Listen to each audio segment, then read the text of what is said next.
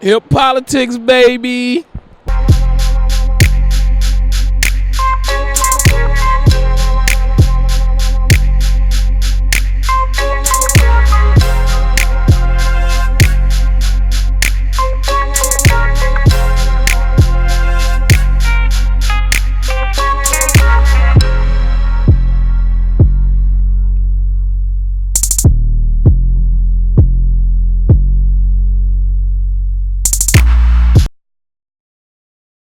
Well, hi. How are you doing? I'm great. Thank you. Harriet was just a wonderful movie. It was so empowering. It was one of the first times in a long time you just saw such a strong woman, a strong black woman as the lead. It almost gave me really superhero vibes. I know we've in the era of Black Panthers, Avengers, and all these other superhero movies. It felt like almost like an origin story of the superhero Moses. Did you draw any inspiration from other movies similar to that, or get that after you made the movie? No, I really got my inspiration from Harriet and from her story. I Gregory Allen Howard had written a long time ago, 2 decades almost ago. He had written the first drafts of this script, and really conceived it as almost a superhero story. And then when I came in, I really did the research, an incredible amount of research, and just brought as much of Harriet's real story into it as I could, and as much detail and kind of texture as I could. And so there you get the kind of marriage of the superhero and a real deep biography. But the superhero aspect and the aspect of adventure and jeopardy and all those things that's inherent to her story. And learning how, and also I felt like there was a strong sense of learning how to get over the fears that she had throughout the course of the movie, like step by step, and as her evolution as a character. And that's what said, and it kind of culminated with her riding off on that white horse. And it just, like I said, it gave me so much, and just in this era of empowerment, I felt really energized. Another big thing. And with us, there being a platform, our thing is about mobilizing the political power of hip hop.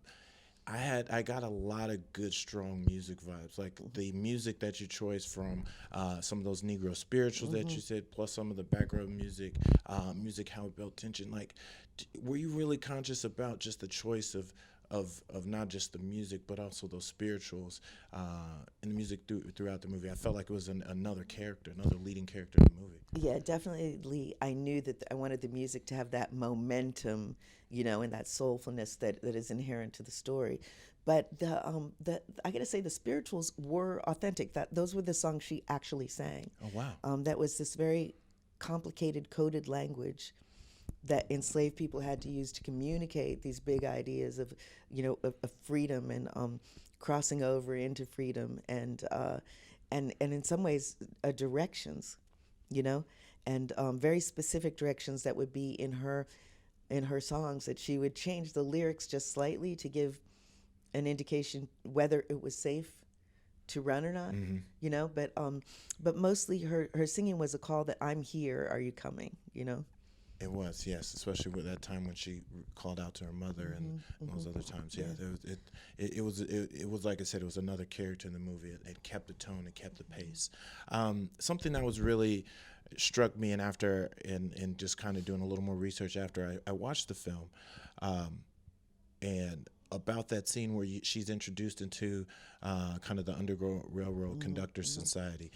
And then also that speech she gave in the House about really pushing forward and like what she was willing to do. And I was like, wow, she's one of our first really black, like, political leaders. One of the first women political leaders, just forget black or white, just at that time. Right. And what she was able to do and how she was able to move so many strong men who from across the country who were conductors and leaders in their own right. To talk about that, like how you positioned her and her strength that's shown through in those scenes of like she's like literally being a political leader, like she's moving the masses. I mean, the thing that was so, I think, moving about Harriet, the abolitionists who were wonderful, but a lot of them had not, if they were slaves, like Frederick Douglass, it was when he was a child, you know what I mean? And there were people like William Still who had never been, many people who had never experienced slavery. Their parents might have experienced slavery. In William's case, his mother escaped from slavery, but that she had this direct access, because she had just freed herself. So she was able to be incredibly persuasive. So in that scene that you're referring to, those are some of Harriet's words. Where did you find them? How did? Yeah, no, it's written. Oh wow. Yeah. Particularly there's a point in her speech where she says, "Yeah, I've seen their tears, I've heard their cries, and their groans and their sighs, and I would give every last drop of blood in my veins to free them." That's what she said. Wow, that was one of the most powerful moments in the movie.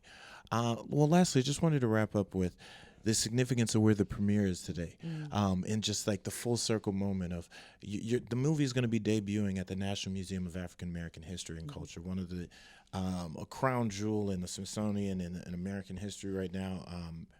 And just think about that, how Harriet, from freeing slaves right here in this very area, Maryland, D.C., DMV area, and now for there to be a museum that honors her and prominently features her, but a museum for African American history and culture. Did some of that significance, talk about how that feels, like to have their movie debut here? Yeah, I mean, it's an incredible feeling. It's an incredible feeling. I've always been extremely passionate about our history, but I think a lot of people are afraid of it, and yet it's so rich, and it is our strength. You know what I mean? We can draw our strength and inspiration from those that have gone before us, and to really look at it and examine it and see what we've been through, and yet how we've come out so strong, that we're so ingenious and tenacious, and resilient as a people. It's very important to examine history in our country to kind of figure out how we got here, but also who our heroes are, who these great heroes were. And so that's what we're trying to bring with Harriet. This is an amazing hero that belongs, alongside any hero that's ever lived. And she's ours. She's part of our history, and she's our ancestor, and she's a hero that we can own and be proud of. Well, thank you, Ms. Lemmons. Your movie was, like I said, inspiring. I can't wait for so many people to see it. It really leaves you energized, informed, and also wanting to learn more. So thank you for making this movie, and you did a wonderful job. Thank you. Thanks so much. Have a wonderful day. Thanks. You.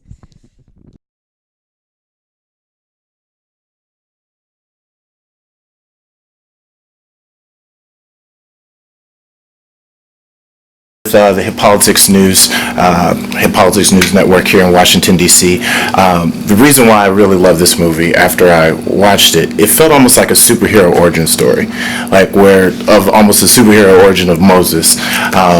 Did you get a lot of those vibes where with the coloring, the setup of how your story and how you evolved by the end of the movie? Did you feel that way? Yeah, I think that was one of the aims of telling the story. I think what we have never seen is an action movie like this where a black woman is at the center of the story, and what we were gifted with is the true story of Harriet Tubman. And I think that we wanted to still have that feeling whilst keeping the humanity and her womanhood and her humanness on the screen as well. Yeah, Deborah Martin Chase, one of our executive producer, she said she's had this film, the rights to this film, for a long time. And she said that she always saw her as Pam Grier. Mm-hmm. She saw Harriet as Pam Grier or Uma Thurman in Kill Bill. So the fact that you got that, I think, was baked in. Yeah. Baked in. This is also really a movie that really kind of gets insight into the early kind of political process, almost of black politics and American politics, especially when you had that integral meeting where you introduced Harriet to the abolitionists and to the society. Can you talk about what that scene meant? Was that based on historical reference, or was that something that just through the writers in the natural process, because there was just so much emotion and it just was a really powerful scene to introduce Harriet into that? Yeah, I mean, it's based on fact. Harriet made it to Williamsville's doorstep, the last stop on the Underground Railroad, because of a network of people, a secret society. And she then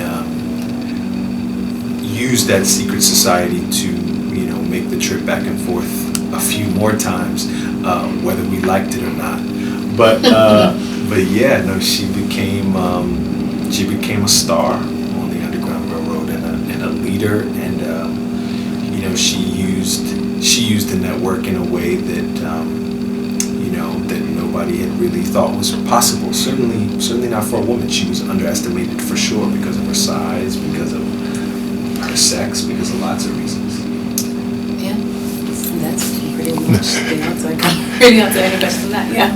Cynthia, what does it mean?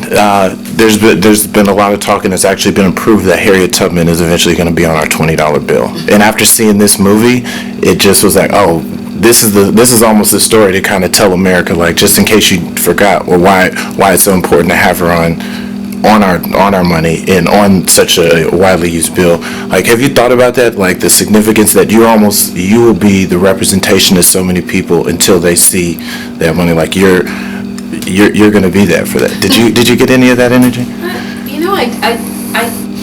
I thought about that, really. I think I already knew it was a big deal to have this movie be the first feature about her, and so to think about it in those terms is really awesome. But we were talking about the $20 bill before, and my good friend Leslie here has an incredible thought on that, which has sort of swayed me a little bit, and I sort of am inclined to feel the same way. You can elaborate on that, but I think it's really a beautiful way to think about it. Well, it's just that, representation matters.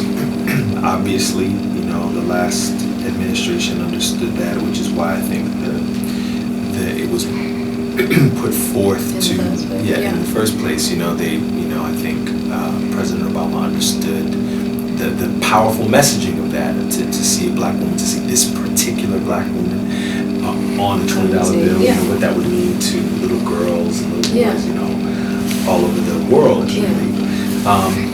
And I think that because representation matters, it's one of the reasons why it's been slowed down or halted for now, because people understand the power of that imagery.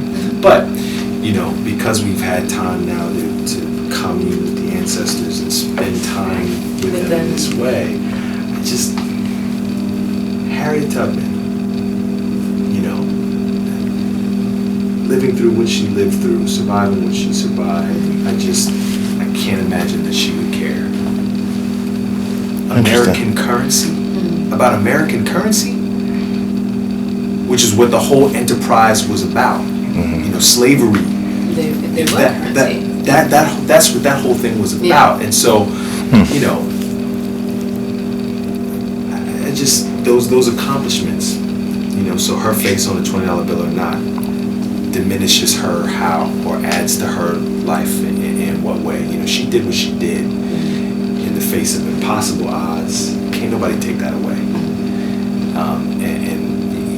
I imagine that Harriet Tubman and our ancestors on the soil might have a little bit of, they might feel some type of way about capitalism and American currency and what it's about and what it symbolizes. Interesting. Because for me, I understand that it is another way to mark the work that she has done in the light of the work in comparison to the work that others have done. Of course. And are represented in our currency. And I fully understand that is another way to, I guess, revere. Of course. But I do see your point, and I appreciate that. I just, for us to We've hijacked your show, but this is a serious. You bring up a wonderful point, because what she was actually going against, and what slavery represented, was probably one of our biggest economic drivers initially. But a lot of people see it as a reverence, in the sense that this is something that's in everybody's pocket, and it's going to force people continuously for generations to at least recognizing who they are. And while it may be an imperfect vehicle, it's probably one of the most widespread ways to, and I related back to the movie in the sense that how we become such a society that is entertainment focused, and these are also kind of markers for society. They're going to either look at that iconic picture everyone has seen that you guys recreated in the movie. They're going to look at that $20 bill, and they're going to represent this movie. And now with streaming, and it's going to live on and on, where you're on a synonymous face, and you all are synonymous to, this is the backstory to this $20 bill. If I don't have time to go read, let me go watch this movie. That gives me that backstory and understanding. It's all important. It's all important. You know what I mean? Those grand gestures, though the representation is important, and systemic change is important too. You know what I mean? It's like, you know, there's still real suffering in this country. There's real poverty in this country. You know, there's still real work to do, and so sometimes, you know, those grand gestures can also sometimes, you know what I mean, like overshadow those things. Yeah, like, you know, there's real work to do. Yeah. You know what I mean? Like there's a face on the bill. I don't want to take anything away from it, but you know, I also don't want to give too much power to it. Right. Okay. I wonder if there's a way me? in which we can hold fast and hope that the grand gestures lead to change, lead to the spurring on of people to make change. You know, this movie might move people to be more in action. There's the money, currency, putting her face on a $20 bill might move people to see themselves more often, and then we want to be a part of the economy, you know, like so that we have some economic hold. You know, there's a faction of people who don't get to be a part of the economy at all and are completely left out. And if we see ourselves represented in that, literally on that money, we get the fire and the strength to be a part of it. It would be powerful for sure. I think so.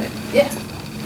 Well, thank you so much for. No, I appreciate it. That was a very interesting and great conversation, and I appreciate it. Thank you. This movie was really inspiring, and the Hip Politics News Network, we just appreciate for having it. Thank you so much. Thank you.